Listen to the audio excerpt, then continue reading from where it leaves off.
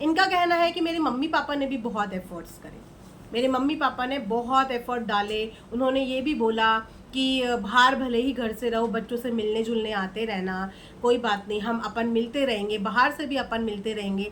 आप लोग उसे बाहर करके मिलते रहने की बात कर रहे हो और आप बाहर जाने के बाद वापस घर में आ गए।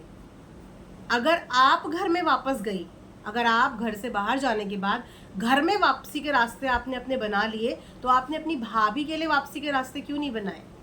क्योंकि फैसला तो आप दोनों ने ही बाहर जाने का एक साथ लिया था। और आज भी इनके व्लॉग में वो स्टेटमेंट है जहाँ पे इन्होंने कहा था कि मैं भाभी को अपनी जिम्मेदारी से आज़ाद कर रही हूँ, भाभी यहाँ पे मेरी वजह से थी, भाभी यहाँ पे मेरी वजह से थी, तो मैं ही यहाँ से जा रही हूँ, तो मैं भाभी को आज़ाद कर रही हूँ। इनके वर्ड्स हैं, क्योंकि वो इनके लिए वहां पे थी दोनों।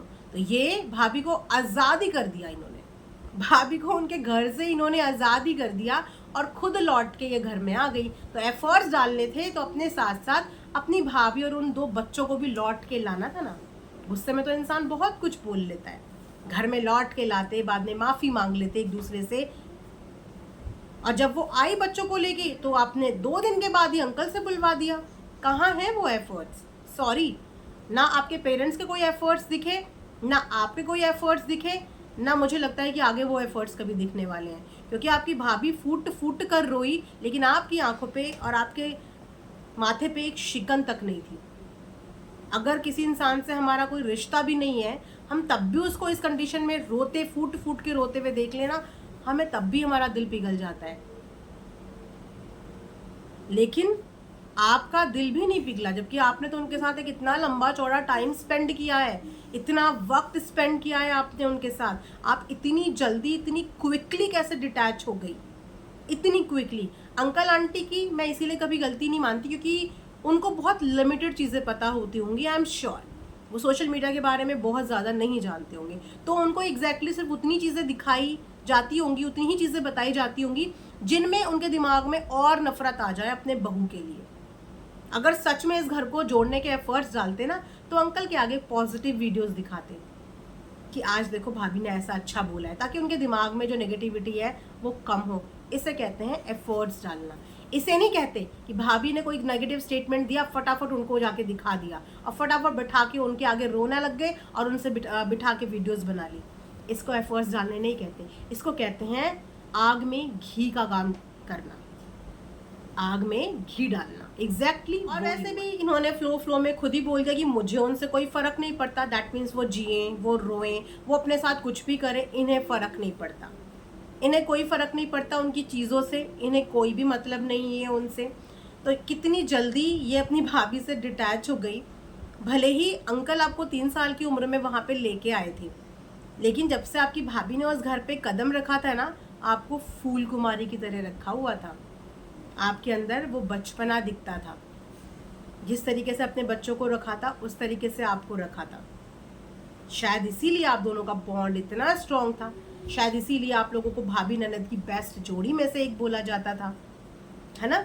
तो जितना अंकल आंटी ने आपके लिए किया है, नो डाउट अच्छा किया है, लेकिन जितना आपकी भाभी ने आपके लिए किया है, आप वो एहसान भूल गए। आप अपना एहसान गिना रहे हो कि वो जब डिप्रेशन में होती थी, तो उस समय पे मैं उनके सर के पास बैठी रहती थी।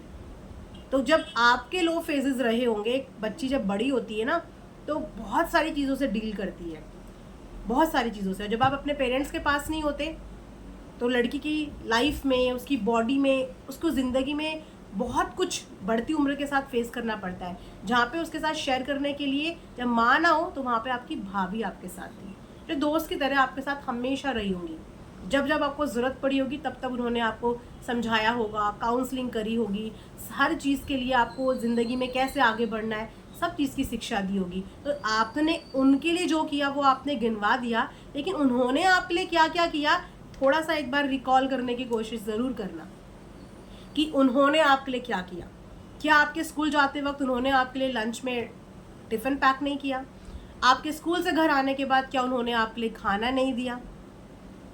उन्होंने आपके लिए क्या कमी दी? अगर आपको कोई कपड़े पसंद आए तो क्या उन्होंने दिलवाया नहीं? आपको कोई फ़ोन पसंद आया तो क्या उन्होंने वो दिलवाया नहीं? आपको अपनी बच्ची के लिए अगर कुछ गोल्ड का लिया तो आपके लिए नहीं लिया? आपकी क्या ख्वाहिश उन्होंने पूरी नहीं करी? उन्होंने आपकी वो सारी ख्वाहिशें पूरी करी है। तो आप वो भूल गई, अपना एहसान याद है, लेकिन भाभी ने जो किया वो एहसान इतनी जल्दी भूल गई। इन्होंने बोला कि जो चीज़ें हमारे हाथ में नहीं है हम उन चीज़ों को कैसे रोक सकते हैं, चीज़ें हमारे हाथ में है ही नहीं तो हम कैसे रोक सकते हैं। चीज़ें आपके हाथ में हमेशा से थी, हमेशा से चीज़ें आपके हाथ में थी, क्योंकि आपकी भाभी आपको सुनती थी। जिस वक्त पे आपकी भाभी बड़े भैया की ऑडियो रिलीज कर रही थी उस वक्त पे आप अपनी भाभी को रोक सकती थी, क्योंकि आपकी भाभी आपके हाथ में थी। उस वक्त आपकी भाभी आपके हाथ में थी और अभी आपके मम्मी पापा, आपका पूरा परिवार आपके हाथ में है। आप तब भी बहुत कुछ होने से रोक सकती थी, आप आज भी बहुत कुछ रोक सकती हैं। तो हमेशा से चीज़ें आपके हाथ में ही रही हैं। आपने सही बोला कि सबके पास लाइफ में चॉइसेस होती हैं, आपके पास भी उस समय चॉइस थी और आपने क्या किया, आपने चॉइस लिया घर से जाना। आप घर से गई, अपने पापा को फ़ोन करके बुलाया, आप घर से गई, अपनी चॉइस से घर से गई। उसके बाद आपकी भाभी उस घर से गई, लेकिन आप वीडियो में ये बोल के गई कि मैं भाभी को अपनी तरफ से फ्री कर रही हूँ, भाभी यहाँ पे मेरी वजह से थी। भाभी आपकी बहुत सुनती थी, आप भाभी को रोक सकती थी। इस घर से जाने वाले डिसीजन पे आप रोक सकती थी कि नहीं भाभी यहीं पे रहते हैं, घर से बाहर नहीं जाते। अगर आप घर से बाहर नहीं निकलती तो आपके पीछे पीछे उनकी हिम्मत ही नहीं थी घर से बाहर जाने की, क्योंकि आपने पहले घर से बाहर निकल के उनको अपनी लॉयल्टी प्रूफ करी, आपके पीछे पीछे वो घर से बाहर गई।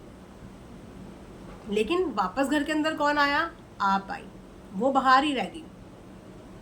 आप घर से चले जाओ, मुझे नहीं लगता कि ये किसी का मोटिव है कि आप अंकल आंटी को छोड़ के चले जाओ। बिल्कुल वो बुजुर्ग हैं और इस उम्र में उनके साथ परिवार होना बहुत ज़रूरी है, बहुत ज़रूरी है इस उम्र में उनके साथ परिवार होना, क्योंकि इस उम्र के बाद उनके हाथ पैर भी काम करने बंद करेंगे, उनको मोरल सपोर्ट भी चाहिए होगा और उनको फिजिकली सपोर्ट भी चाहिए होगा, और उनके साथ परिवार का होना बहुत ज़रूरी है।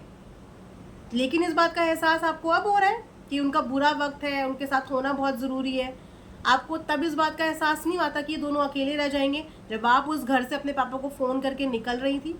तब आपको ये एहसास नहीं था कि ये मुझे 3 साल का लेके आए हैं, मेरे फर्स्ट गुरु यही हैं, मेरे फर्स्ट मेंटर यही हैं। तब आप एक झटके में उन्हें छोड़ के चली गई, तब आपको इस बात का एहसास नहीं हो रहा है। आज आपको ये बात फील हो रही है कि ये कैसे रहेंगे, एग्जैक्टली वो कैसे रहेंगे, वो कैसे रहेंगे, वो तो आपके साथ भी पूरी उम्र नहीं रह सकते और उनको तो फिजिकली और मॉरली दोनों सपोर्ट की ज़रूरत है। आपने बोला कि लोग मुझे कहते हैं कि मैं खाना नहीं बनाती, खाना ही बनाना सब कुछ नहीं होता, काम ही करना सब कुछ नहीं होता, इंसान को एक मोरल सपोर्ट भी चाहिए। और जो हुआ है यहाँ पे, जो चीज़ें यहाँ पे हुई हैं उनकी ज़िंदगी में, इससे ओवरकम करना आसान नहीं। आई कम्प्लीटली अग्री कि इससे कम करना आसान नहीं है। तो जब खाना बनाने की हेल्प की आपकी लाइफ में कोई इम्पोर्टेंस नहीं है, सिर्फ मोरल सपोर्ट की इम्पोर्टेंस है, तो फिर घर की बहू के लिए ये क्यों बोला जा रहा था कि खाना कब बनाती थी, ये किचन में खाना कब बनाती थी? वो भी तो मोरल सपोर्ट दे रही थी वहाँ पे। तो उसके मोरल सपोर्ट को घर के काम से नापा जा रहा था और आप इस वक्त पे वहाँ पे सिर्फ मोरल सपोर्ट कर रही हैं और फिजिकल सपोर्ट के लिए आप कह रही हैं कि वो ज़रूरी नहीं होता। बिल्कुल ज़रूरी है फिजिकल सपोर्ट, उनकी उम्र नहीं है अब, उनकी उम्र नहीं है अब कि वो किचन में इतनी गर्मी में खड़े होकर खाना बनाए, उनकी उम्र नहीं है। उनकी उम्र अब ये है कि वो बैठ के आराम से खाएं, उनकी उम्र नहीं है। जवान होते तो एक अलग बात थी, तब एक अलग बात थी। उनको इस समय पे मोरल सपोर्ट भी चाहिए और उनको इस समय पे फिजिकली सपोर्ट भी चाहिए, उनको दोनों सपोर्ट इस समय पे चाहिए। और जो दोनों सपोर्ट उनको उनकी बहू दे भी रही थी और उनकी बहू ही दे सकती है, उनको फिजिकली सपोर्ट भी और उनको मोरल सपोर्ट भी। घर का दुख बहुत बड़ा है, लेकिन ये दुख सबका बराबर है। माँ पिता ने अपनी 2 औलादें खोई हैं, जवान बच्चे खोए हैं और वहीं पे बीवी ने अपने पति खोए हैं, 2 मासूम बच्चों ने अपने पापा खोए हैं। इनका दुख सबसे बड़ा है, सिर्फ इन 4 लोगों का दुख, बच्चियों का, एक माँ का, पापा का और एक बीवी का, सबसे बड़ा दुख इनका है, सबसे बड़ा दुख। इसके अलावा किसी का दुख नहीं है और फैमिली मेंबर में इनका तुम सबसे ज़्यादा बड़ा दुख है। तो जितना ज़रूरत अंकल आंटी को मोरल सपोर्ट की है, उतनी ही ज़रूरत सपना और उसकी बच्चियों को भी मोरल सपोर्ट की है। अंकल के पास, आंटी के पास फिर भी एक दूसरे का सहारा है, सुख दुख बांटने के लिए।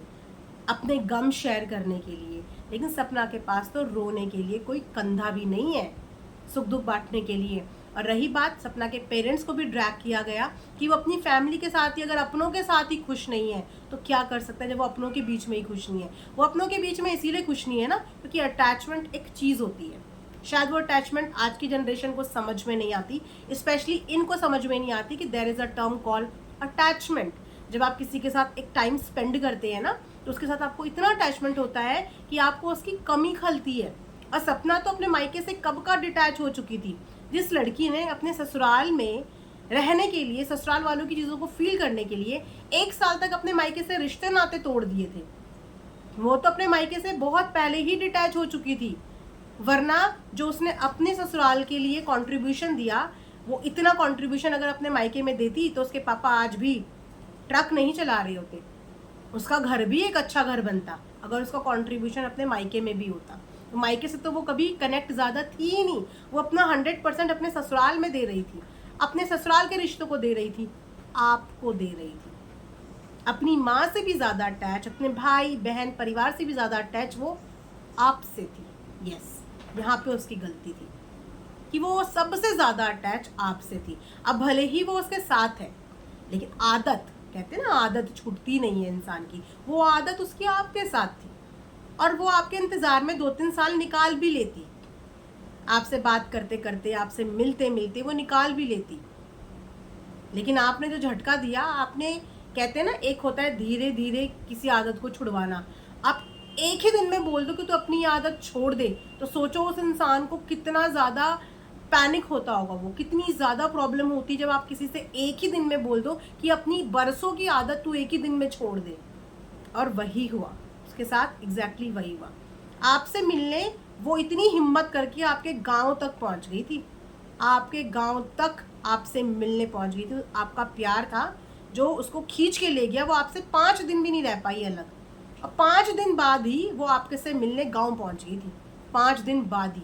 ये उसका प्यार था आपके लिए। और जब आप दोनों की रिकॉर्डिंग सुनी ना तो आपने क्या बोला, आप वहाँ पे क्यों जाना चाहती हो, आप वहाँ पे क्यों जाना चाहते हो। और आप बोल रहे हो कि आप एफर्ट्स डाल रही थी, आपकी फैमिली एफर्ट्स डाल रही थी मिलाने के लिए, आप तो उसको बोल रही थी कि तुम्हें वहाँ क्यों जाना है। आप ये बोल रही थी कि तुमको वहाँ क्यों जाना है, क्योंकि आप चाहती ही नहीं थी कि वो वहाँ जाए। तो जब आप उसको जाने से वहाँ पे रोक रही थी तो आप वहाँ पे कैसे पहुँच गई। क्वेश्चन सिर्फ इतना है। लोगों को, ऑडियंस को बुरा ये नहीं लग रहा है कि आप वहाँ पे अंकल आंटी के लिए पहुँच गई, ऑडियंस को बुरा ये लग रहा है कि आपने सामने वाली को बोला कि तुमको वहाँ क्यों जाना है, उसको बोला कि तुमको क्यों जाना है, तुम यहीं रहो, तो तुमको भी तो वहाँ नहीं जाना था, उसको मना करके तुम वहाँ कैसे पहुँच गई। सवाल सिर्फ इतना है, इससे ज़्यादा और कुछ नहीं है। खैर, जैसे कि मैंने बोला, हम सबके लिए तो ये बच्ची ही है, क्योंकि ये माइनर पता नहीं अब है या नहीं है, सुना है कि अब माइनर नहीं है, बट हमारे लिए तो ये बच्ची है।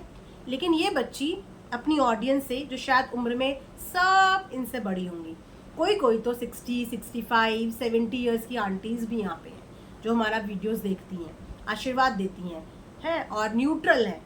ये सबको तुम कह के बात कर रही, तुम लोग, तुम ऐसे, तुम वैसे। अभी थोड़े दिन पहले सपना की बच्चियाँ तुम कह के बात कर रही थी, तो सपना के कमेंट सेक्शन में उसकी बच्ची के तुम शब्द का भी इशू बना दिया था कि बच्चे तुम कैसे बोल रहे हैं। घर का एटमॉस्फेयर जैसा होता है ना, इंसान वैसा ही बोलता है। उन बच्चियों ने तुम शब्द सीखा, फिर भी सपना जब वो तुम बोलते हैं तब उन्हें टोकती है कि आप छोटी बच्चियां हैं। यहाँ पे इतना बड़ा बच्चा, सारी तमाम ऑडियंस जो कि इनसे उम्र में इतनी बड़ी बड़ी होंगी, उनको तुम कह के बोल रही है। तो एजुकेशन ये नहीं सिखाती, इंसान को एजुकेशन सिखाती है कि आपको बात करने का तरीका आता है या नहीं। 2-4 लाइनें इंग्लिश की बोलने का मतलब ये नहीं होता कि आप बहुत एजुकेटेड हो गए हो। आपका बिहेवियर, वे ऑफ टॉकिंग ये बताता है कि आपने कितनी शिक्षा ली है। अपने से बड़ों को तुम नहीं, आप करके बुलाया जाता है। और आप तो मेरे से छोटी हैं, उसके बाद भी मेरी आप वीडियोस देख लीजिए। तो ये होता है एजुकेशन का फ़र्क। सपना तो एजुकेटेड नहीं है, I think 12th pass, I don't know graduated भी है या नहीं है, बट ये काफ़ी पढ़ी लिखी हैं, जेनजी हैं, बात करने का बहुत अच्छा तरीका है, समझदार हैं, सब यही बोलते हैं, मैच्योर है, समझदार है। देखो कहाँ वो गंवार सपना, कहाँ ये इंटेलिजेंट बच्ची। तो इंटेलिजेंट बच्ची ने तमाम ऑडियंस को तुम कह के बुलाया है, तुम कह के। सो मैं रिक्वेस्ट करूँगी कि ये ऑडियंस जो आपको प्यार करती है, जिसकी वजह से आपकी एक पहचान है, उनको तुम नहीं आप करके बुलाओ, क्योंकि ये सब आपसे बड़े हैं और अपने से बड़ों को आप कह के बोलना चाहिए। अच्छा लगता है कि बच्चा पढ़ा लिखा है ना। और खासकर जब आप समाज में बात कर रहे हो, घर के अंदर आप कैसे भी लैंग्वेज में बात कर लो, दैट डजंट मैटर, बट जब आप सोशली बात कर रहे हो और आपको देखने वाले लाखों की भीड़ है, तो वहाँ पे आपको कैसे बात करनी है ये ज़रूरी है। और अपने से बड़ों को आप कह के बात करते हैं। आज छोटी बच्ची ने अपने पेरेंट्स को बहुत डिफेंड किया। बहुत अच्छा लगा कि चलो फाइनली अपने पेरेंट्स के लिए स्टैंड तो लिया, अपने पेरेंट्स को डिफेंड तो किया। आज पेरेंट्स इतने अच्छे हैं कि वो पेरेंट्स घर जोड़ना चाहते थे, छोटी बच्ची के पेरेंट्स घर जोड़ना चाहते थे। उन्होंने बहुत ट्राई किया, उन्होंने बहुत एफर्ट्स किए, बट फिर वो वाले पेरेंट्स कौन थे, वो वाले पापा कौन थे जो सपना का एडसेंस मांग रहे थे, सपना के चैनल के एक्सेस मांग रहे थे? वो वाले पापा कौन थे? और ये बात सपना को किसने बताई थी? अब अगर ये बोल दें कि वो झूठ बोल रही थी, तो सपना ने वो वीडियो यहीं पे बनाई थी, उसके बाद भी छोटी बच्ची ने इस चीज़ पे ऑब्जेक्शन नहीं जताया कि मेरे पापा को ऐसे कैसे बोल दिया, मेरी मम्मी को ऐसे कैसे बोल दिया। इसका मतलब वो चीज़ें आपने उनको पास ऑन करी, अपने मम्मी पापा की बातें आपने उनको पास ऑन करी। तो देखा जाए, आप ना तो अपने पेरेंट्स के लिए लॉयल रही, आपने उनकी चुगली यहाँ करी, ना आप अपनी भाभी के लिए लॉयल रही क्योंकि आपने उनकी चुगली वहाँ करी, और ना ही आप अंकल आंटी के लिए लॉयल रही क्योंकि वो आपको 3 साल का लेके आए थे और आपने उनको छोड़ने में सेकंड भी नहीं लगाए। तो देखा जाए तो आप किसी भी रिश्ते में लॉयल रहे ही नहीं। आपने अपने पापा तक की बातें वहाँ पे बता दी, और उसके बाद जब उसने आपके पापा की वीडियो भी बनाई तब भी आपको कोई ऑब्जेक्शन नहीं था, क्योंकि तब आपको अपनी भाभी के लिए अपनी लॉयल्टी प्रूव करनी थी, है ना। क्योंकि उस समय पे भाभी की चीज़ें सही चल रही थी, घर में इतने डिस्प्यूट नहीं थे। लेकिन जैसे घर में डिस्प्यूट बढ़ते चले गए, आज मम्मी पापा अच्छे हो गए। आज उस बात की जस्टिफिकेशन क्यों नहीं दी जा रही कि आपके पापा एडसेंस क्यों मांग रहे थे, सपना के पासवर्ड आपसे क्यों मांग रहे थे? और जब सपना ने वीडियो डाली तो आपने इस बात का ऑब्जेक्शन क्यों नहीं उठाया? आप तो तब भी बहुत प्यार से उसके साथ रह रही थी, बहुत टाइम तक रही। उस बंदी को सारी इंफॉर्मेशन पास करने के बाद कि घर में क्या चल रहा है, परिवार में क्या चल रहा है, यहाँ क्या चल रहा है, उसको यहाँ तक भर दिया, सबके अगेंस्ट यहाँ तक भर दिया। और जब वो पूरी भर गई उनके अगेंस्ट, आज आप अपने पेरेंट्स को डिफेंड करने आ रहे हो, जबकि अपने पेरेंट्स के खिलाफ आग उसके दिमाग में और दिल में भरने वाले कहीं ना कहीं आप ही थे, क्योंकि आपके अलावा उसको इन्फॉर्मेशन कौन पास ऑन करेगा, कौन? सो आई थिंक ये पैटर्न हमेशा से छोटी बच्ची का रहा है कि बातें इनकी लेकिन जुबान किसी और की। पहले बातें सब इनके द्वारा बताई जाती थी, जुबान सपना की यूज होती थी। आज भी बातें इनकी होती हैं लेकिन जुबान अंकल की, और जुबान कभी कभी पड़ोसी की बन जाती है। और ये यही दिखाती कि मैंने तो आज तक कभी कुछ बोला ही नहीं। एग्जैक्टली आपने आज तक कुछ नहीं बोला, और बहुत स्मार्टली आपने कुछ नहीं बोला, क्योंकि आपने हर बार किसी ना किसी के मुंह का सहारा लिया है अपनी बात बुलवाने के लिए, लेकिन आपने आज तक सामने कुछ नहीं बोला। सो गाइज, ये थे कुछ पॉइंट्स जो मैंने एज अ काउंटर पॉइंट्स उठाए हैं। किसी को नीचा दिखाना मेरा मोटिव नहीं है, और बच्चे से मैं क्या वो करूँगी। लेकिन बच्चे जब बड़े हो जाते हैं और सोशल मीडिया पे अपनी बात रखने लगते हैं, मोनेटाइज करने लगते हैं, सोशल मीडिया के इन्फ्लुएंसर बन जाते हैं, तो उन बच्चों की बात का हम यहाँ पे काउंटर कर सकते हैं एज अ रिएक्शन चैनल। वरना उठाने को तो मैं बहुत कुछ भी चीज़ें बोल सकती थी, अपीयरेंस से लेकर हर चीज़ के बारे में, बट मेरे लिए मैटर नहीं करता कि उनकी अपीयरेंस कैसे थी, उनका हेयर स्टाइल कैसा था, कपड़े कौन से पहने थे, आज लिप ग्लॉस था या नहीं था, आज फेस पे फाउंडेशन किया था या नहीं किया था। ये मेरे लिए मैटर नहीं करता कि वो अब कैसे आई थी। मेरे लिए मैटर ये करता है कि मुंह से उन्होंने क्या बोला। तो जो सेंटेंस, जो शब्द, जो चीज़ें वो मुंह से बोल के गई, उन्हीं चीज़ों पे मैंने अपना ये काउंटर रिएक्शन वीडियो बनाया है। आई होप कि आप सबको पसंद आए। अगेन कमेंट सेक्शन में अपनी ओपिनियन आप लोग ज़रूर रखिएगा। ये वीडियो मैं यहाँ पे एंड करती हूँ। Thanks for watching earth mom Dehradun.